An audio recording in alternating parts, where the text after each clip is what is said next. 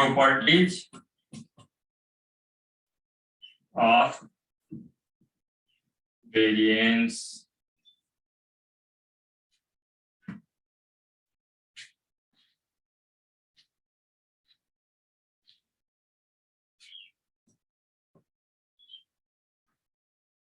पहिलो property, when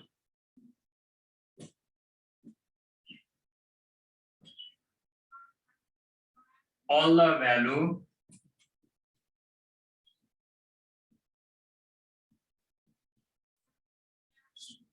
of the variable are equal. सबै value equal हुँदाखेरि के हुन्छ, त्यो डाटा सेटमा भेरिएन्स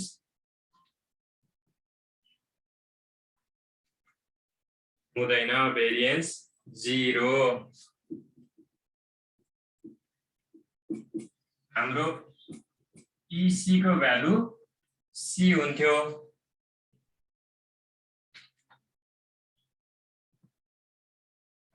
अब VC को भ्यालु चाहिँ 0, यो C भनेको कन्स्ट्यान्ट भयो।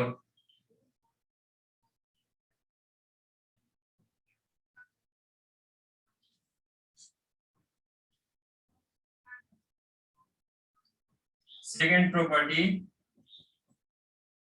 variance of AX, हिजो के थियो, E of AX भनेको EX थियो हैन। भेरिएन्स को लागि चाहिँ के हुन्छ, A स्क्वायर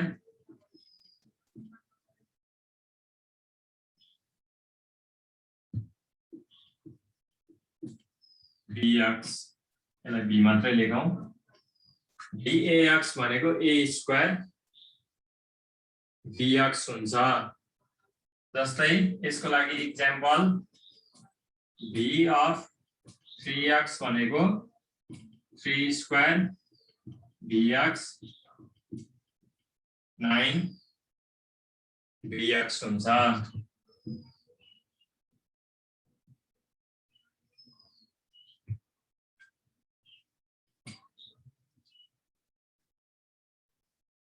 अर्को प्रॉपर्टी,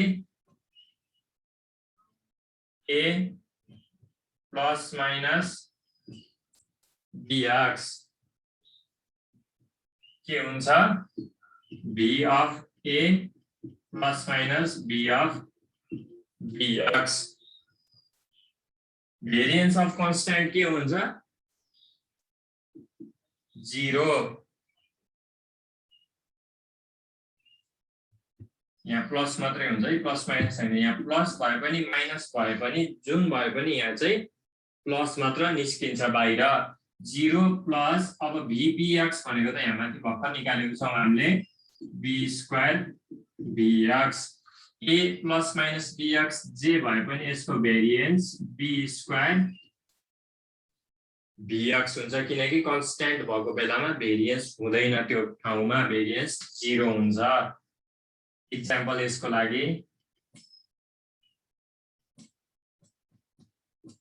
3 plus 2x भएको बेलामा भेरिएन्स अफ 3 चाहिँ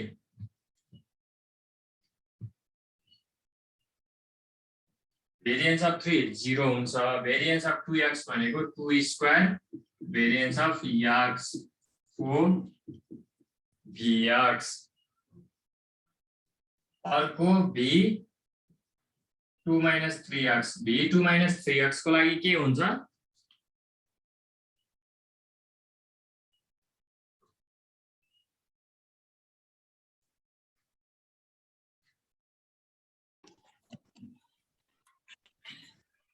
Nine VX।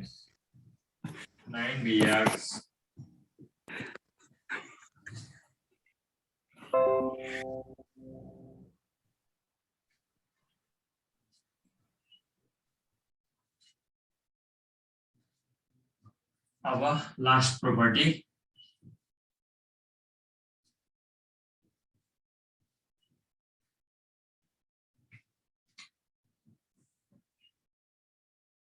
variance of AX plus minus by दुईटा भेरिएबल भएको बेलामा a स्क्वायर bx यसको लागि त प्लस भए पनि माइनस भए पनि हाम्रो प्लस नै आउँछ b स्क्वायर by हिजो एक्सपेक्टेसनको लागि ax प्लस माइनस by हुँदाखेरि प्लस भएको बेलामा बाहिर निस्किँदाखेरि प्लस नै आउँथ्यो माइनस भएको बेलामा बाहिर आउँदाखेरि माइनस भएरै आउँथ्यो के हुन्थ्यो a ex plus minus b ey एक्सपेक्टेसनको लागि तर भेरिएन्सको लागि चाहिँ प्लस भए पनि माइनस भए पनि यहाँ प्लस नै हुन्छ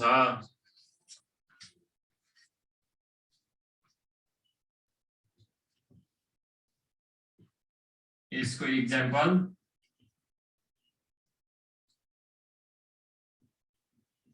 7x plus 4y b 2x minus 3y 7x plus 4y को लागि 7 स्क्वायर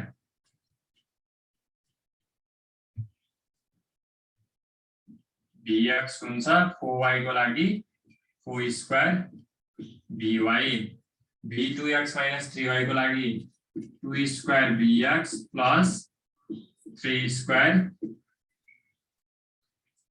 by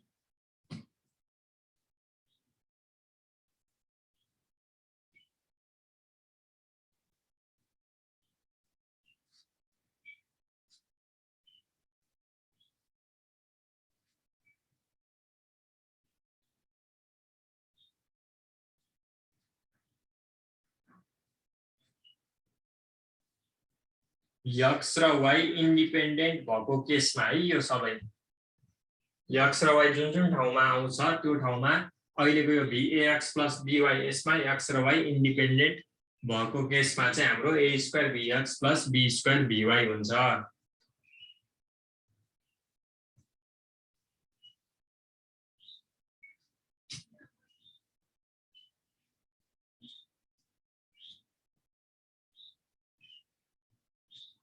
हिजो हामीले एक्सपेक्टेसनको प्रोपर्टीहरु गरेको थियौं ex3 ey5 अब vx चाहिँ 2 र by चाहिँ 1 यो दिएको बेलामा bx plus y निकाल्ने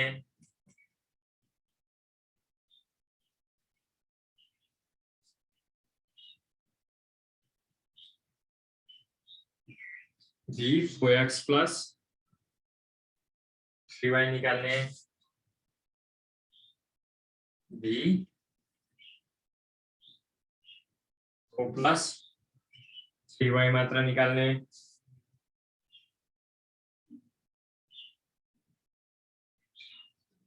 b 2x minus 6y यो चारवटा क्याल्कुलेट गर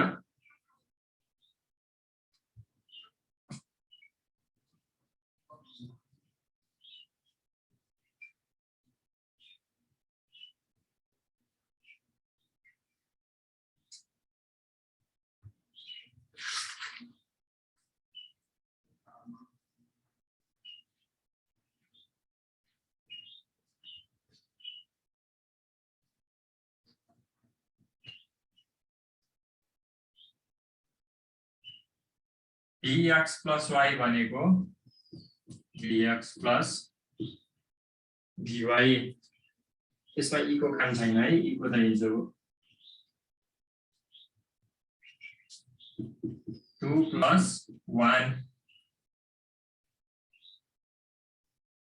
3 b 4x plus 3y 4 को स्क्वायर 16 bx plus 3 को square 9 by 16 into 2 plus 9 into 1 32 32 plus 9 41 अब b4 plus 3y b4 त 0 हुन्छ त्यसपछि 9 by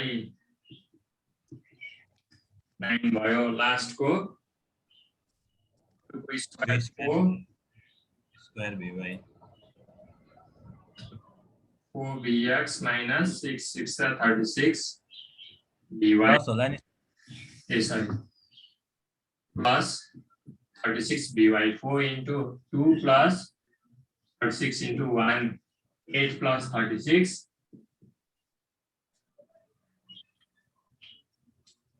44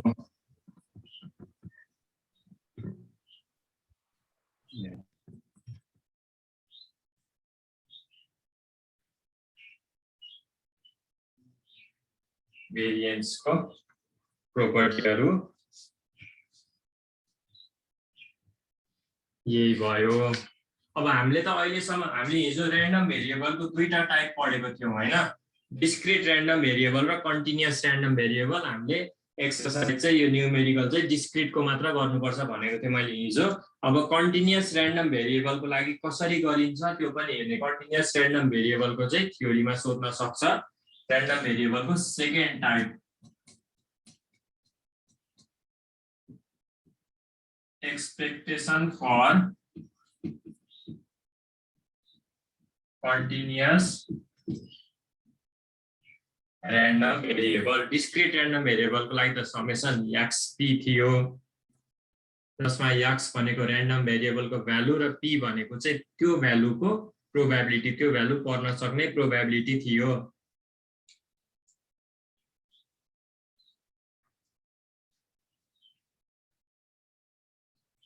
continuous को लागि if x is a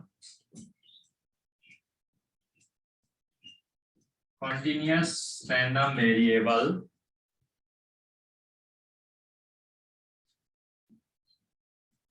which can take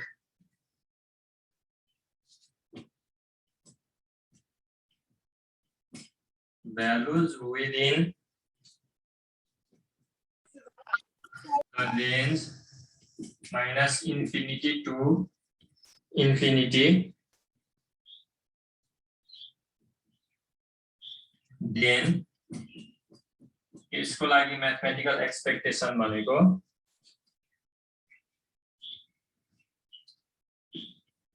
minus infinity देखि infinity x f of x dx।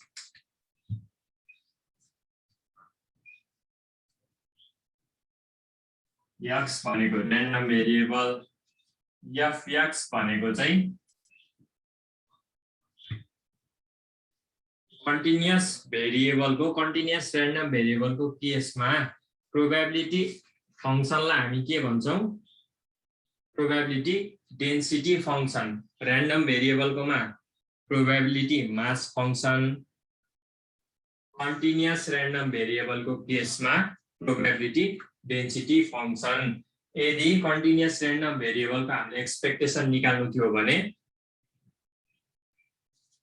यो फर्मुला युज गरेर माइनस इन्फिनिटी देखि इन्फिनिटी x f(x) dx गरेर एक्सपेक्टेसन क्याल्कुलेट गर्न सक्छौं। यसको यो थ्योरी थाहा पाउनु पर्यो, कुन फर्मुला युज गरेर क्याल्कुलेट गरिन्छ यो थाहा पाउनु पर्यो, थ्योरीमा सोध्न सक्छ। यसको न्यूमेरिकल चाहिँ हामीले पढ्नु पर्दैन। अब अघि मैले भेरिएन्सको इन्डिपेन्डेन्ट भएको केसमा भनेको थिएँ। भेरिएन्स इन्डिपेन्डेन्ट भएको केसमा हाम्रो v x plus minus y, यसमा चाहिँ फेरि vx प्लस माइनस vy नै हुन्छ। यो अघि लेखिएन, यो अर्को प्रोपर्टी भयो भेरिएन्सको, सरी प्लसै हुन्छ, जे भए पनि यसमा प्लसै हुन्छ भेरिएन्समा। यो प्रोपर्टी लेखिएको छैन, माइनस भएको ठाउँमा पनि यहाँ प्लस नै आउँछ। तर यदि x र y डिपेन्डेन्ट छन्, एक अर्कामा कोरिलेटेड छन् भने त्यो बेलामा हामी यहाँ चाहिँ प्लस र माइनस हुन्छ। प्लस भएको बेलामा प्लस, माइनस भएको बेलामा माइनस।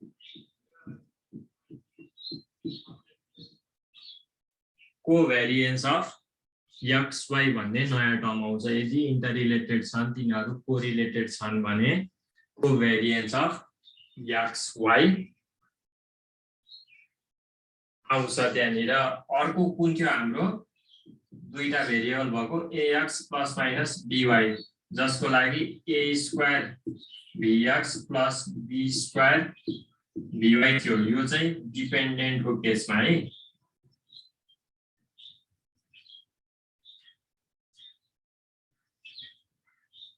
अनि प्लस माइनस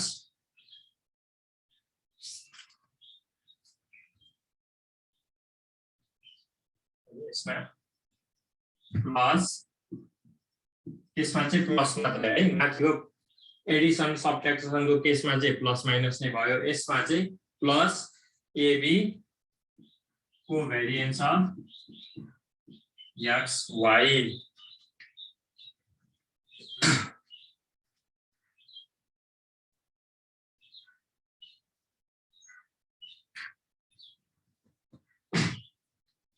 यो चाहिँ डिपेन्डेन्टको केसमा। डिपेन्डेन्टको न्युमेरिकल हामीले खासै गर्नु पर्दैन, तर कोभेरिएन्स डिपेन्डेन्टको केसमा कसरी गर्ने भनेर थ्योरी सोध्यो भने चाहिँ कोभेरिएन्स निकाल्नु पर्छ। कोभेरिएन्स पनि एड हुन्छ भनेर देखाउने। अब कोभेरिएन्सको फर्मुला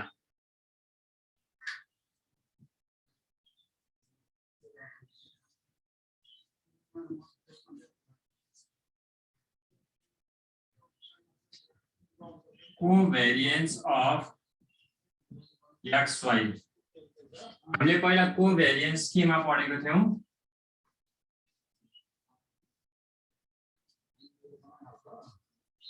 अगाडिको च्याप्टरमा थियो नि हाम्रो कोरिलेसन कोएफिसिएन्ट थियो नि rxy भनेको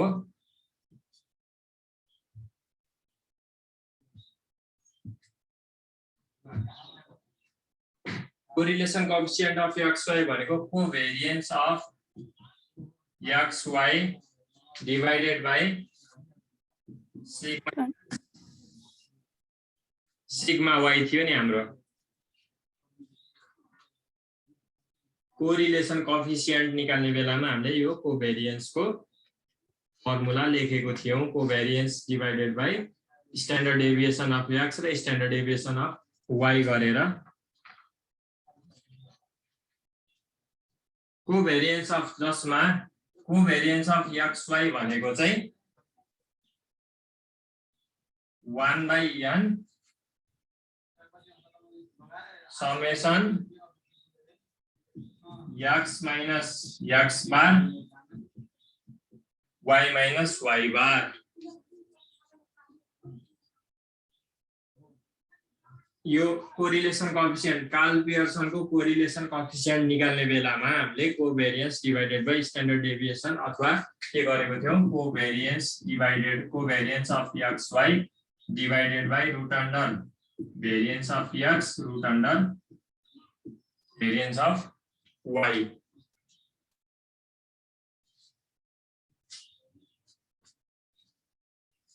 यो भनेको के हो? Arithmetic mean of x minus x bar र y माइनस y बार को अर्थमेटिक मीन हो नि। समेसन डिवाइडेड बाइ n गरेको छ। अर्थमेटिक भनेकै expectation of x minus x bar y minus y bar.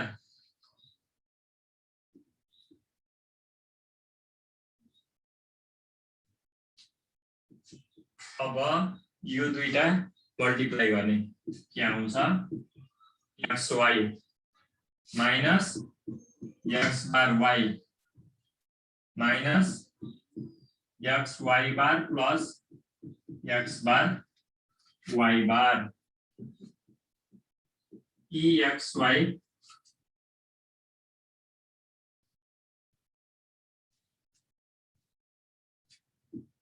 Minus x bar ey, किनकि x बार भनेको constant हो, एउटा भ्यालु हुन्छ, त्यसको मीन हो नि त यो x को। अब y बार ex लास्टमा x बार र y बार मात्रै आयो। कन्स्ट्यान्ट एक्सपेक्टेसन अफ कन्स्ट्यान्ट भनेको कन्स्ट्यान्ट नै हुन्छ। हाम्रो के थियो? x बार भनेको ex हुन्छ, y बार भनेको EY मिन भनेकै म्याथमेटिकल एक्सपेक्टेसन हो।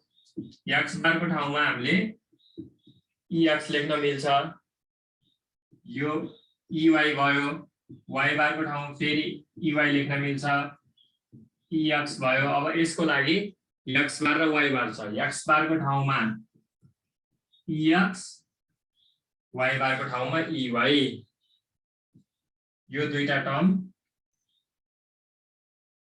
क्यान्सल गर्न सकियो। कोभेरियन्स को फर्मुला के भयो?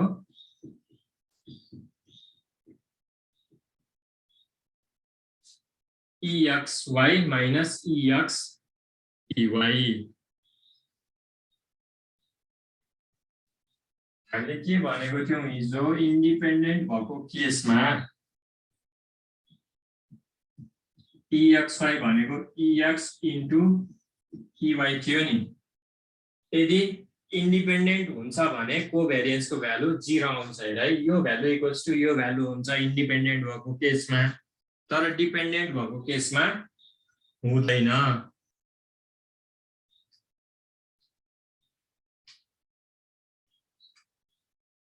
इन्डिपेन्डेन्ट भएको केसमा कोभेरियन्स को भ्यालु 0 आउँछ, डिपेन्डेन्ट भएको केसमा कोभेरियन्स को केही भ्यालु आउँछ। पोजिटिभ आउन सक्छ, नेगेटिभ आउन पनि सक्छ। हाम्रो पोजिटिभली इन्टररिलेटेड पनि हुन सक्थ्यो। पोजिटिभ कोरिलेसन र नेगेटिभ कोरिलेसन थियो नि। 0 देखि 1 को बीचमा पर्यो, पोजिटिभ भ्यालु पर्यो भने पोजिटिभ कोरिलेसन हुन्छ x र y को बीचमा। यदि नेगेटिभ भ्यालु आयो -1 सम्म आयो भने त्यो नेगेटिभ कोरिलेसन भयो। 0 भनेको चाहिँ तिनीहरुमा कोरिलेसन छैन। यदि यो दुईटा भ्यालु इक्वल हुन्थ्यो भने कोरिलेसन 0 हुन्थ्यो। भनेपछि फाइनल एन्सर के भयो? कोभेरियन्स को फर्मुला चाहिँ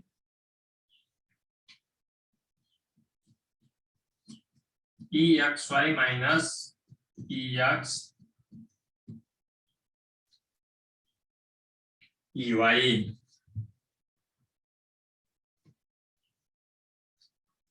अब कोभेरियन्स को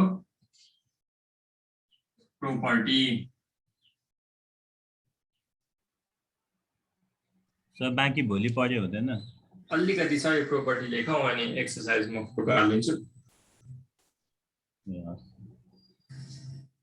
कोभेरियन्स अफ AX र BY। सर भोलि पढौँ नि बाँकी। यो अलिकति बाँकी छ के, एउटा दुईटा मात्रै बाँकी छ। कोभेरियन्स अफ AX प्लस BY भनेको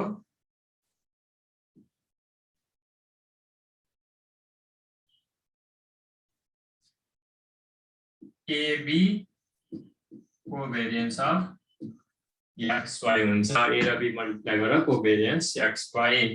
त्यस्तै कोभेरियन्स अफ X प्लस A र Y प्लस B यस्तो भयो भने कन्स्ट्यान्ट एड गर्दाखेरि कोभेरियन्समा केही पनि फरक आउँदैन। त्यो डाटा सेटमा कुनै कन्स्ट्यान्ट x मा समथिङ जस्तै x मा 2 एड गरे मैले, y को सबै डाटामा 3 एड गरे भने पनि के हुन्छ? कोभेरियन्समा केही चेन्ज हुँदैन। कोभेरियन्स भनेको त्यो दुईटा डाटा सेट बीचको रिलेसन थियो। कुनै कन्स्ट्यान्ट दुईटैमा बराबर एउटै कन्स्ट्यान्ट जोड्नुपर्छ भन्ने जरुरी छैन। एउटामा 2 अर्कोमा 3 जोड्दा पनि हुन्छ, एउटामा 5 अर्कोमा 10 जोड्दा पनि हुन्छ। जति जोडे पनि कोभेरियन्समा फरक आउँदैन। यो चाहिँ कोभेरियन्स को प्रोपर्टी भयो है, यो दुईटा कुरा चाहिँ। अनि अर्को थाहा पाउनु पर्ने भनेको हाम्रो correlation coefficient. Karl Pearson correlation coefficient हुन्थ्यो हाम्रो। यो कोभेरियन्स अफ XY दिएको छ भने क्वेशनमा कोभेरियन्स अफ XY दियो, त्यसपछि हामीलाई भेरियन्स अफ X र भेरियन्स अफ Y दियो भने पनि हामी कोरिलेसन कोएफिसिएन्ट क्याल्कुलेट गर्न सक्छौं।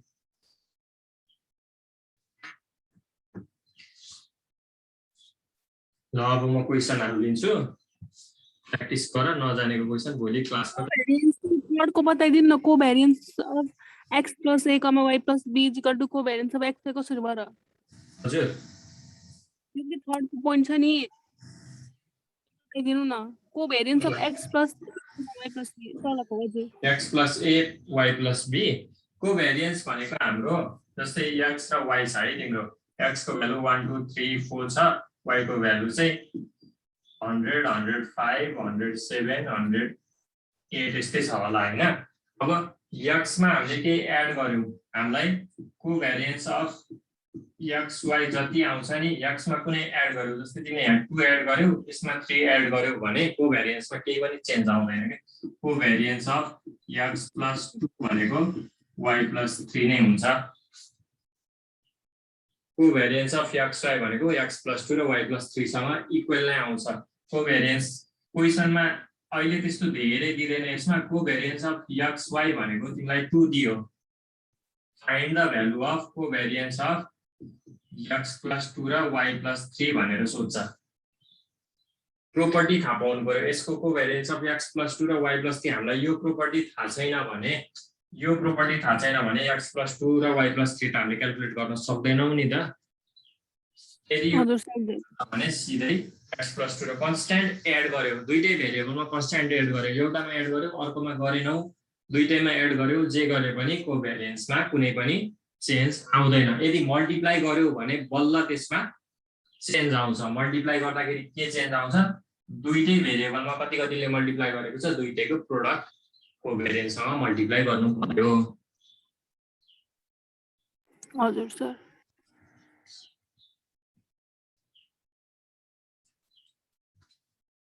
अब आजलाई क्लास इन्ड गरौँ thank you sir thank you Thank you, sir.